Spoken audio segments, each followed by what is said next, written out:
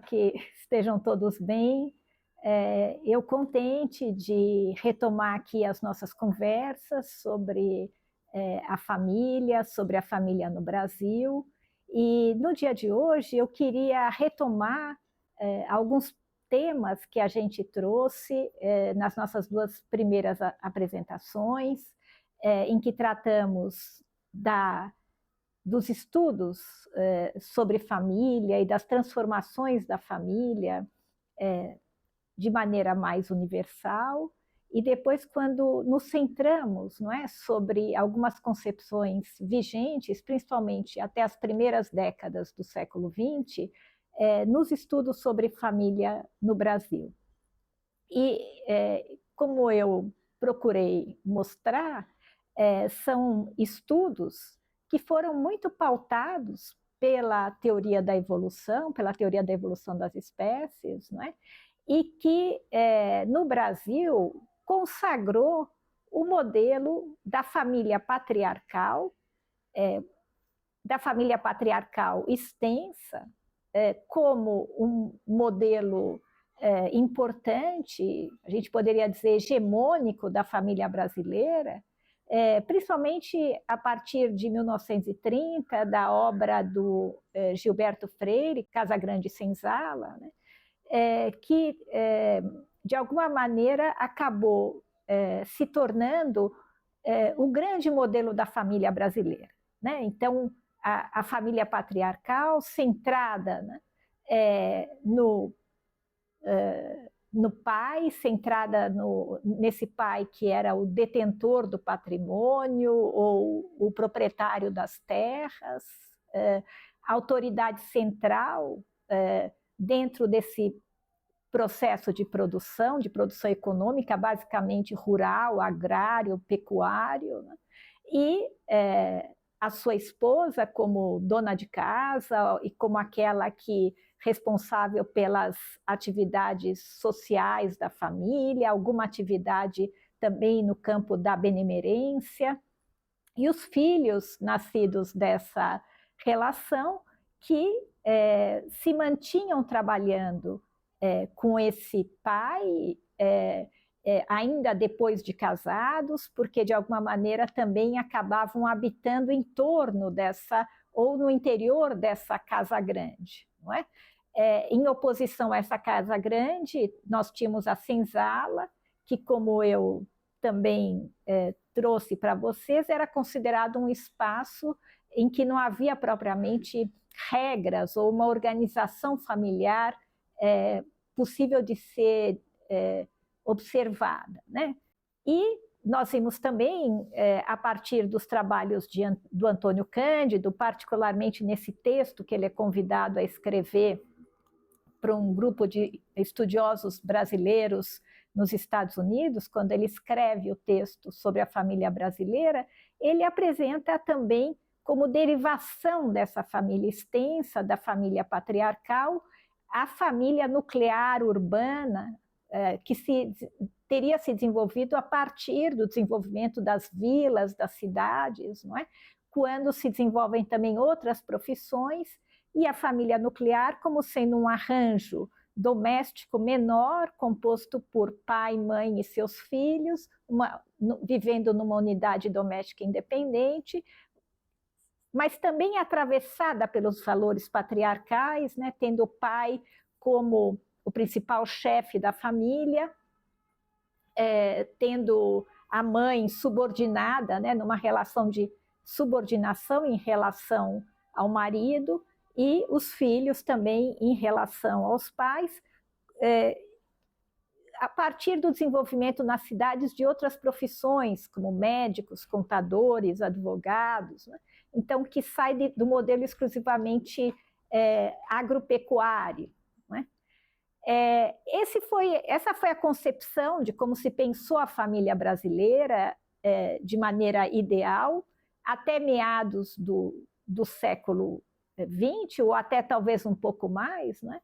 Porque é principalmente a partir dos anos 70 do século XX que, a partir dos movimentos da contracultura que emergem após as duas grandes guerras mundiais, a partir de maio de 68, né, a revolução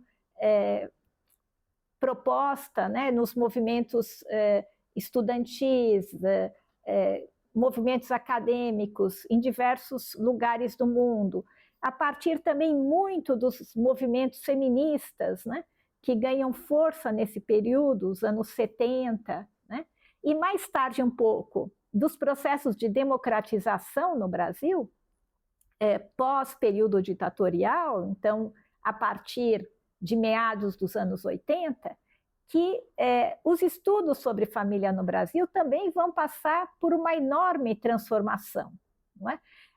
No campo da história, no campo da antropologia, no campo da demografia. E que transformação é essa? Não é?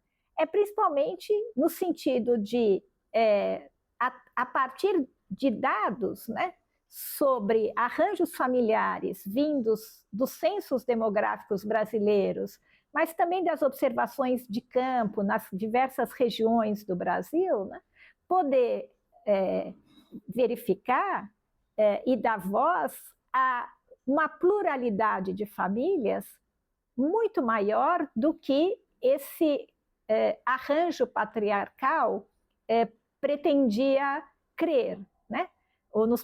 Ou pretendia nos fazer crer. Né? Então, os dados levantados a partir de historiadores, já desde o período colonial, então vão rever a história da família no Brasil, né? Para mostrar como essa diversidade de arranjos, de composições, dos lugares de cada um na família, das funções, dos papéis, sempre foram múltiplos e diversificados na história brasileira. Né? Mesmo no período colonial, onde a gente tem, vamos dizer assim, uma hegemonia, né, do poder do colonizador, que traz esse modelo da família patriarcal, de Portugal para o Brasil, mesmo nesse período, nós temos diversas situações em que os processos econômicos de produção, sociais, acabam produzindo outros modelos de família. Né? Então, por exemplo, nós vamos ter, com o movimento das entradas e bandeiras, né?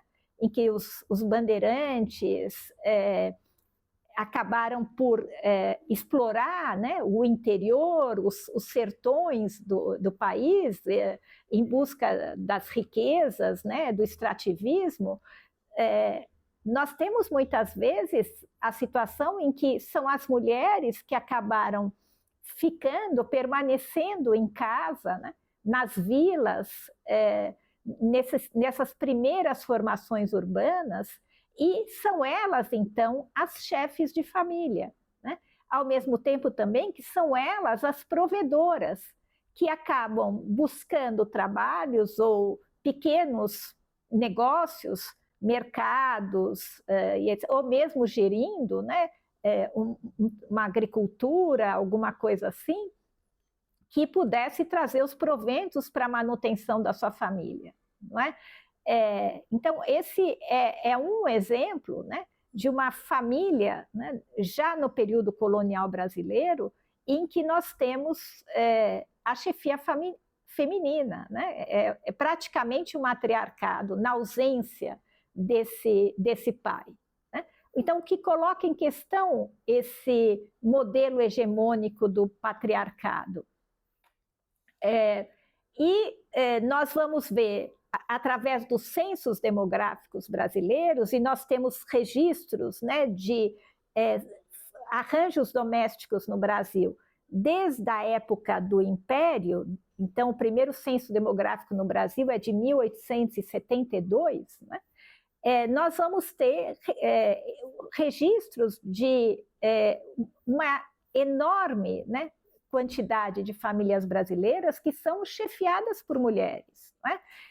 O que, de alguma maneira, entra em contradição com essa cultura patriarcal. E a presença, então, de famílias chefiadas por mulheres, o que a gente poderia, né, chamar de matriarcados no Brasil, quando observado pelo censo demográfico, através de todo o século XX, nós vemos que é um número de famílias, inclusive, que se ampliou ao longo de todo o século XX, não é?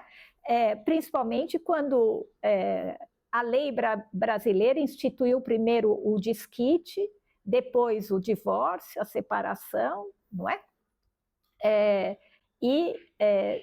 E também em função de formas de organização familiares em que, muitas vezes, o pai não está presente de uma maneira estável nesse arranjo, nessa organização familiar. É tão grande o número de famílias chefiadas por mulheres no Brasil que a gente poderia quase que dizer que o Brasil também é um país em busca de um pai, né? Ou em busca de pais, né? O filme Central do Brasil é um bom exemplo disso. Tanto o menino que quer escrever cartas para o seu pai, que está no Nordeste, que ficou no Nordeste, enquanto ele está no Rio de Janeiro com a sua mãe, né?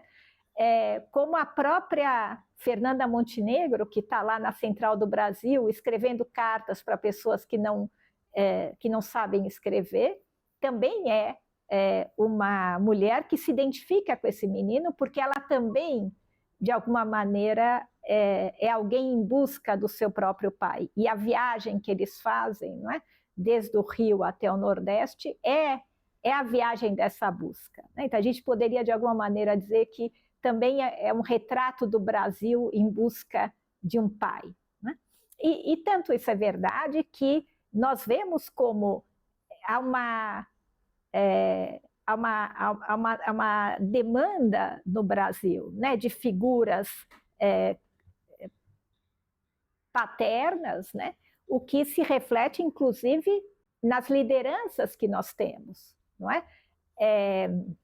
Desde, se a gente pensar figuras como Getúlio Vargas, né, que já se apresentava como uma espécie de pai, né, o pai dos trabalhadores, ou mesmo quando o presidente Lula se elegeu pela primeira vez, foi ao palanque na Avenida Paulista e disse: eu vim aqui para ser o pai de todos os brasileiros, né? Ou diferentes modelos, né? O presidente Bolsonaro é um outro modelo de uma figura paterna com características diversas, né? Do que o presidente Lula ou do que Getúlio Vargas, né? É um modelo de pai que está, no caso do Bolsonaro, muito mais pautado, né, por um modelo, né, que a gente poderia chamar mais sexista, né, em que os elementos de machismo ou da potência ou da própria violência, né, são muito mais mobilizados. Apesar dos estudos, né, a partir dos anos 70 do século XX, como eu dizia, no campo da antropologia, da história, da demografia, terem mostrado uma diversidade muito maior de arranjos, composições, organizações entre os sexos, entre as gerações, do que o que cabe nesse modelo da família patriarcal, isso não quer dizer que esse modelo não teve uma incidência, né, do ponto de vista ideológico e cultural, muito maior do que a realidade dessa diversidade de famílias. Ou seja, as famílias podem se organizar das formas mais diversificadas.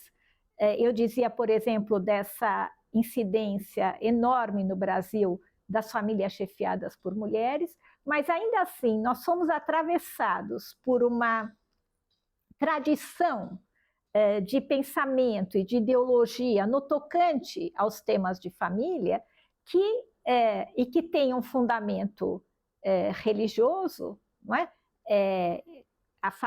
Essa família nuclear que seria o modelo, né, da família sagrada, que de alguma maneira incide nas nas nossas concepções, no modo como nós pensamos família, ou como deveria ser a família, em que esse modelo patriarcal ainda é vigente como se fosse o ideal de família a ser alcançado, né? Como se fosse o modelo melhor de como todas as famílias deveriam ser. Isso é transmitido por diferentes religiões, isso perpassa uma cultura conservadora, né, que é extremamente presente num país como o Brasil, não é? E acaba, de alguma maneira, pautando as relações, os desejos, as fantasias, as expectativas sobre família de grande parte dos brasileiros, né? Ainda que, ao longo do século XX, e principalmente a partir das duas grandes guerras, do movimento da contracultura, dos movimentos estudantis, dos processos de redemocratização, cada vez mais esse modelo foi colocado em questão pelos movimentos sociais, não é? Que permitiram um progresso nesse sentido. Progresso porque cada vez mais a sociedade, ainda que lentamente, ela passa a reconhecer essa multiplicidade de arranjos familiares. Ainda que também a gente tenha que levar em consideração que os valores, a moral, ela tem um passo de transformação muito mais lento, né? Muito mais difícil do que a própria realidade, né? A realidade muda numa velocidade muito mais rápida do que os próprios valores, né? Então, muitas vezes, nós vamos ver, do ponto de vista da família como um universo simbólico, né? Quer dizer, o que é família, né? Para cada um de nós, para cada um dos brasileiros e brasileiras, do ponto de vista do significado que a família tem, nós vamos ver, muitas vezes, esses valores tradicionais imperarem, ainda que a realidade que as pessoas vivam não seja exatamente essa, né? Então, quando você vê estudos, né, a respeito da moral, né, de como a moral sobre família, por exemplo, entre famílias pobres no Brasil, e aqui eu estou pensando num estudo que foi um marco no campo da antropologia e dos estudos de parentesco no Brasil, que é o estudo da Cíntia Sarti, uma antropóloga, e o livro se chama A Família como Espelho, um estudo sobre a moral dos pobres, né? Ela vai mostrar que mesmo em famílias com as quais ela conversou, em bairros pobres da cidade de São Paulo, famílias com as quais ela conviveu durante anos para conhecer valores, expectativas, padrões femininos, padrões masculinos, o que se espera de pai, mãe, filhos, dos deveres e direitos de cada um e etc., né? Ela vai contar situações que mesmo famílias em que o homem, o pai, podia ser alguém que bebia muito, ou estava desempregado, ou era violento em casa, etc., né? As mulheres às vezes diziam, não, mas eu preciso ter um homem porque isso é aquilo que garante uma certa honra na nossa família, né? Então, esse é um exemplo nesse sentido de mostrar como ainda que haja essa contradição entre a realidade e um certo conjunto de valores, muitas vezes, enfim, essa realidade acaba sendo pautada a partir desses valores e dessa moral, digamos assim, não é? E tanto é assim na nossa realidade, na realidade brasileira, que século XXI, em 2013, no Congresso Nacional, se montou, né, uma comissão de deputados que pretenderam criar um estatuto da família no Brasil, não é? Principalmente advindos das bancadas mais ligadas à religião, não é? Particularmente evangélicas, mas também católicas, né? Que pretenderam legislar sobre o que o Estado entende como família no Brasil, né?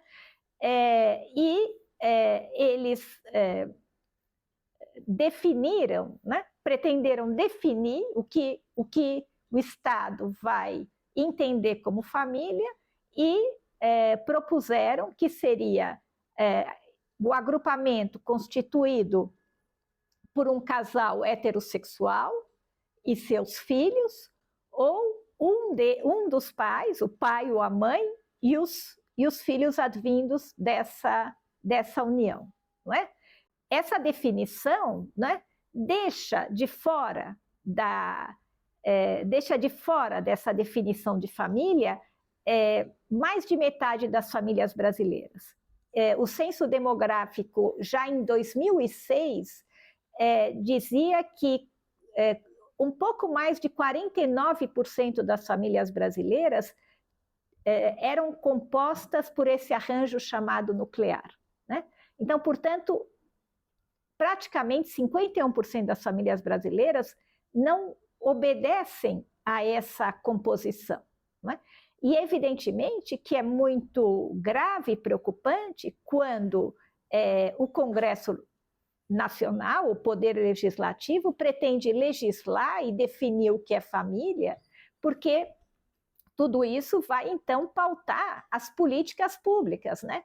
No campo da assistência social, no campo da moradia, no campo da saúde, no campo da educação, porque se essa definição é aprovada, não é, pelo Poder Legislativo, o Estado se desonera da responsabilidade de atender a todos os arranjos que estariam fora dessa composição. Se o Estado toma como referência, como toma em diversas políticas, a família como unidade de atenção, não é? Então, já desde os finais do século XX, governo Fernando Henrique Cardoso, por exemplo, no campo das políticas da saúde, a família foi tomada como unidade de intervenção nos programas de saúde. Nós tínhamos o Programa Saúde da Família, Estratégia Saúde da Família.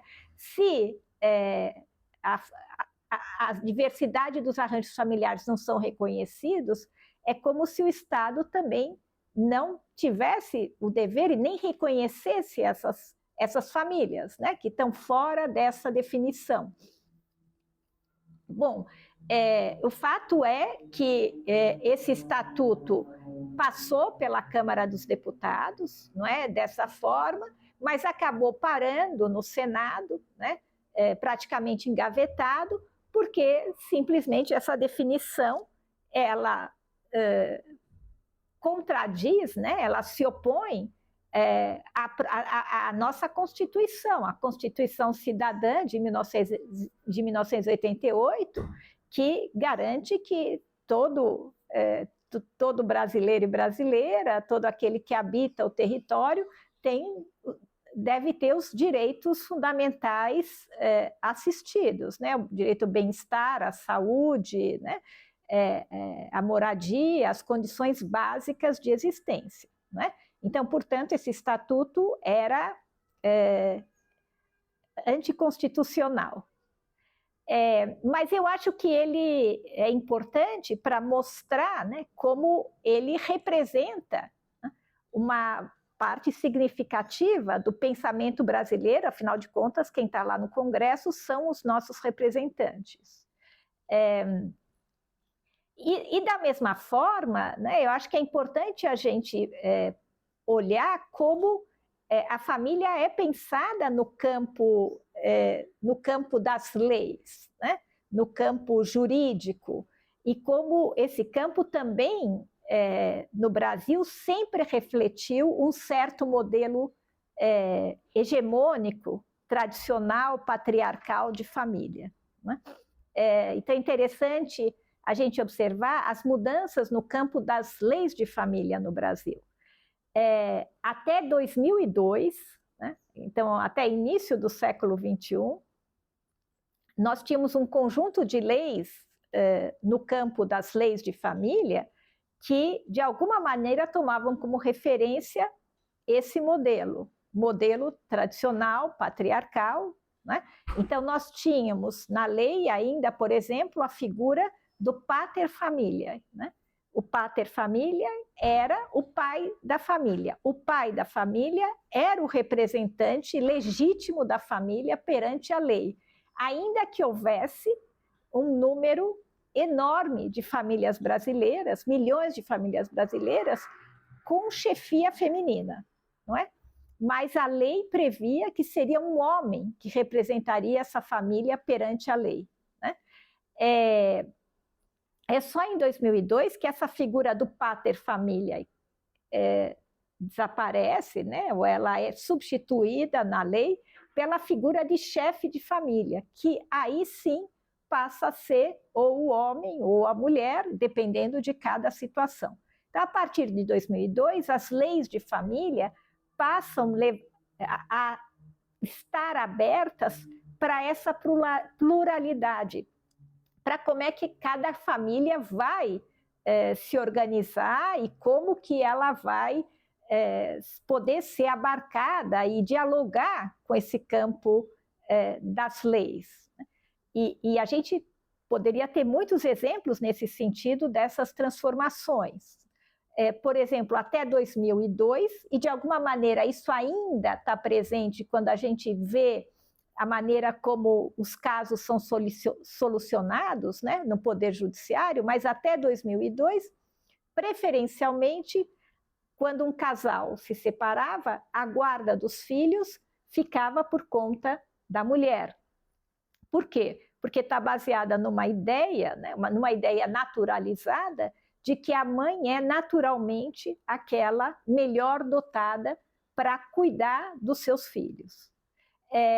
E que, então, o pai ficaria responsável pela pensão, porque é ele que trabalha e traz os proventos, etc. Então, a lei reafirma essa separação dos papéis e esse lugar da mulher e do homem como se fossem lugares naturalizados, como se fizesse parte da natureza da mulher e do homem.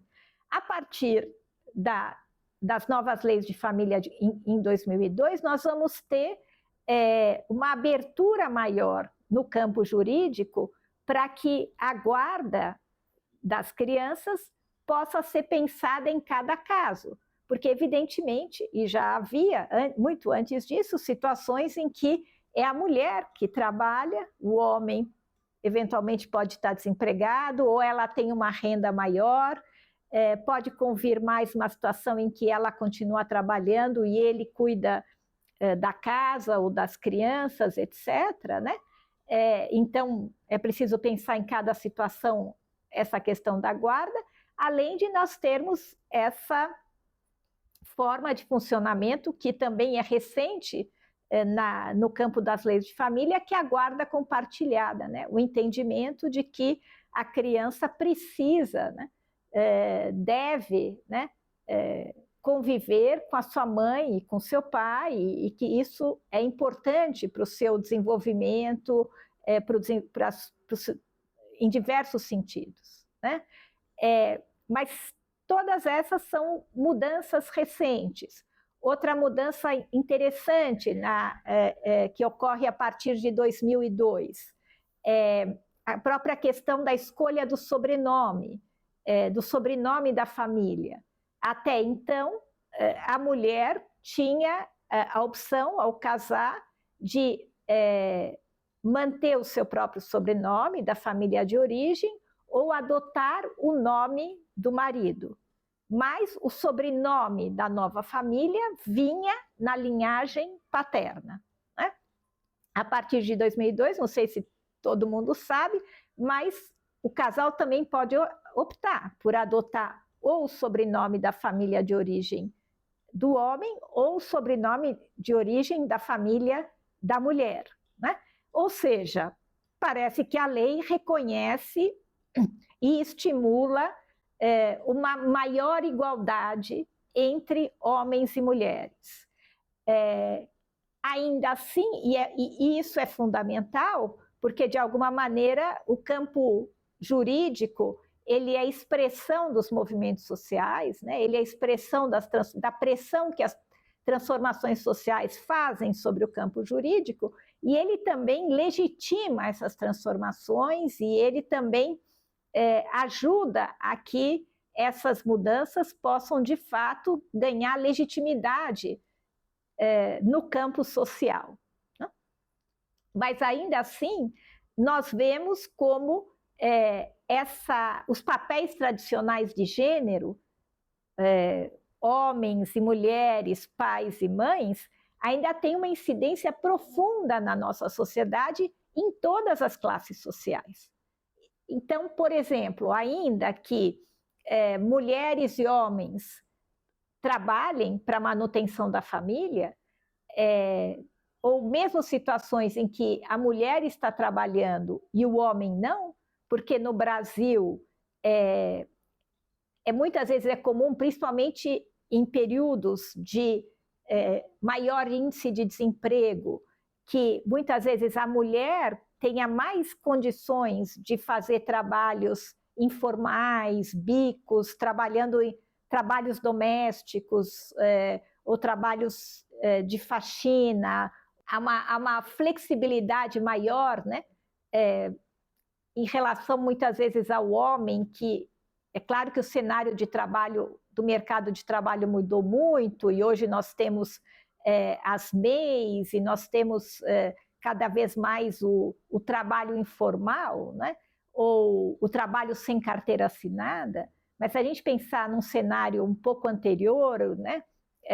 Até aí, inícios do século XXI, em que a questão do emprego ainda era a forma predominante do trabalho, e talvez ainda seja, né? Então, muitas vezes havia uma flexibilidade maior desse trabalho feminino, sem proteção social, informal e etc. Mas mesmo nas situações em que a mulher trabalhava e o homem não, você tinha uma situação em que muitas vezes a mulher tinha a dupla ou a tripla jornada, porque além de trabalhar fora e o tempo gasto no transporte, na condução, ela era quem, ou é quem, ao chegar em casa, tem que fazer o serviço doméstico, tem que cozinhar, tem que lavar roupa, tem que cuidar das crianças.